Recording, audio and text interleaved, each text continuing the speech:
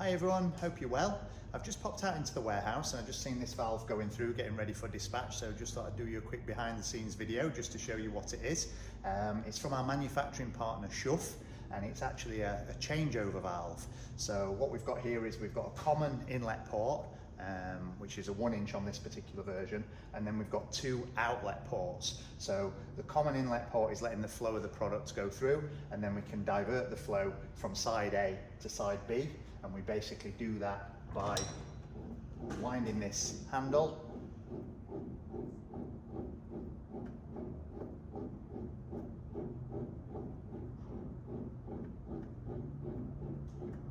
and the ram inside will move across and it will open one port and block the other.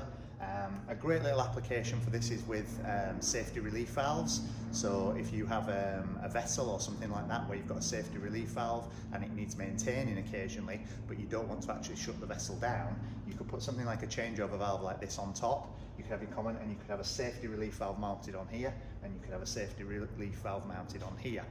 You could have your in-service safety relief valve or your duty relief valve, and you could have your standby. So what you can basically do is use this one all the time, and then when it needs servicing, divert your flow to this one. This will be sealed off. You can take this safety valve off and repair it. You can then replace it, and then you can swap sides again and put that safety valve back into service once it's been repaired. So it's quite a good valve for that kind of application. It's also great for diverting flow if you want to change over from one process to another, and we can do these in any size, any material.